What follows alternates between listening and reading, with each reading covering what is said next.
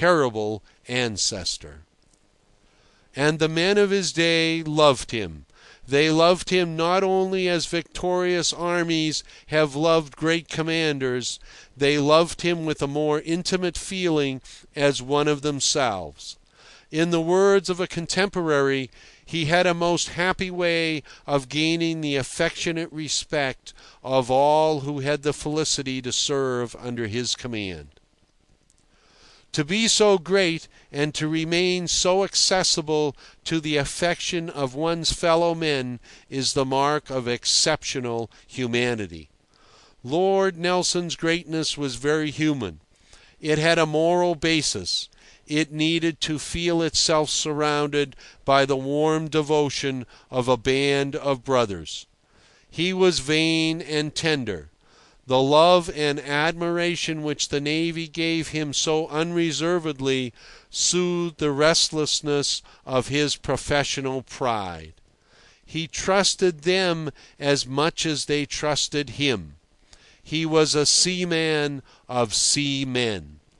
Sir T.B. Martin states that he never conversed with an officer who had served under Nelson without hearing the heartiest expressions of attachment to his person and admiration of his frank and conciliatory manner to his subordinates.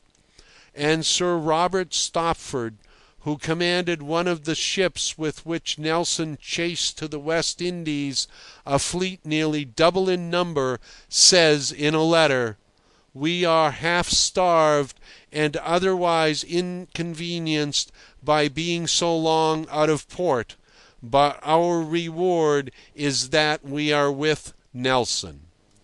This heroic spirit of daring and endurance, in which all public and private differences were sunk throughout the whole fleet, is Lord Nelson's great legacy, triply sealed by the victorious impress of the Nile, Copenhagen, and Trafalgar.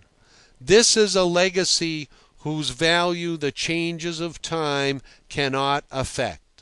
The men and the ships he knew how to lead lovingly to the work of courage and the reward of glory have passed away.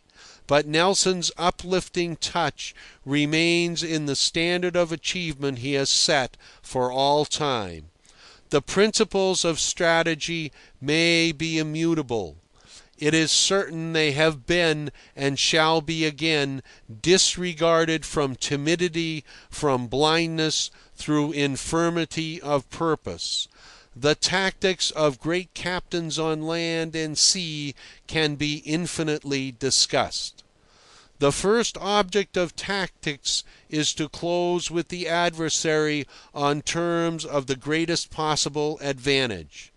Yet no hard and fast rules can be drawn from experience, for this capital reason, amongst others, that the quality of the adversary is a variable element in the problem.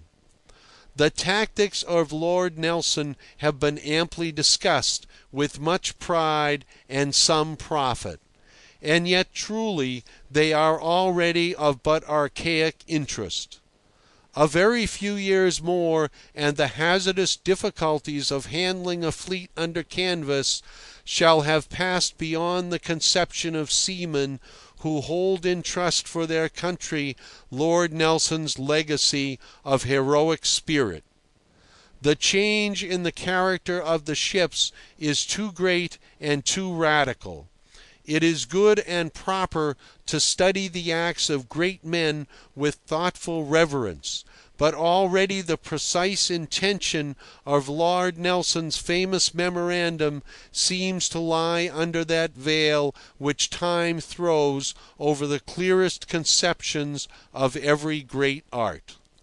It must not be forgotten that this was the first time when Nelson, commanding-in-chief, had his opponents under way, the first time and the last.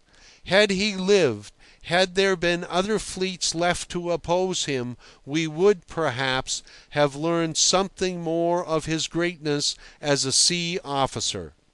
Nothing could have been added to his greatness as a leader.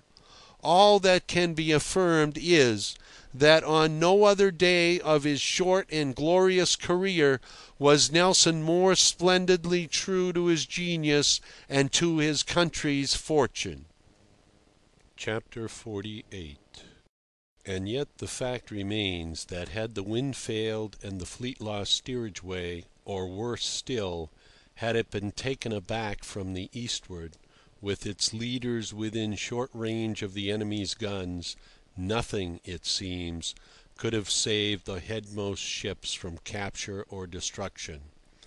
No skill of a great sea officer would have availed in such a contingency. Lord Nelson was more than that, and his genius would have remained undiminished by defeat. But obviously tactics which are so much at the mercy of irremediable accident must seem to a modern seaman a poor matter of study. The Commander-in-Chief in the great fleet action that will take its place next to the Battle of Trafalgar in the history of the British Navy will have no such anxiety, and will feel the weight of no such dependence. For 100 years now, no British fleet has engaged the enemy in line of battle. 100 years is a long time, but the difference of modern conditions is enormous. The gulf is great. Had the last great fight of the English Navy been that of the 1st of June, for instance, had there been no Nelson's victories, it would have been well nigh impassable. The great admiral's slight and passion-worn figure stands at the parting of the ways. He had the audacity of genius and a prophetic inspiration. The modern naval man must feel that the time has come for the tactical practice of the great sea officers of the past to be laid by in the temple of august memories. The fleet tactics of the sailing days have been governed by 2 points: the deadly nature of a raking fire, and the dread natural to a commander dependent upon the winds to find at some crucial moment part of his fleet thrown helplessly to leeward. These 2 points were of the very essence of sailing tactics, and these 2 points have been eliminated from the modern tactical problems by the changes of propulsion and armament. Lord Nelson was the first to disregard them with conviction and audacity sustained by an unbounded trust in the men he led.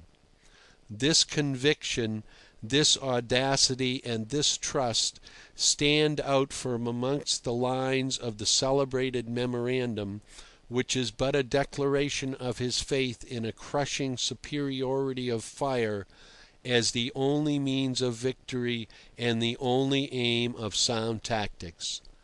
Under the difficulties of the then existing conditions, he strove for that, and for that alone, putting his faith into practice against every risk.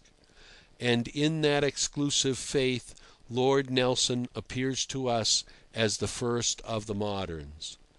Against every risk, I have said, and the men of today, born and bred to the use of steam, can hardly realize how much of that risk was in the weather. Except at the Nile, where the conditions were ideal for engaging a fleet moored in shallow water, Lord Nelson was not lucky in his weather. Practically it was nothing but a quite unusual failure of the wind which cost him his arm during the Tenerife expedition. On Trafalgar Day the weather was not so much unfavourable as extremely dangerous. It was one of these covered days of fitful sunshine, of light unsteady winds, with a swell from the westward, and hazy in general, but with the land about the Cape at times distinctly visible. It has been my lot to look with reverence upon the very spot more than once, and for many hours together. All but 30 years ago, certain exceptional circumstances made me very familiar for a time with that bight in the Spanish coast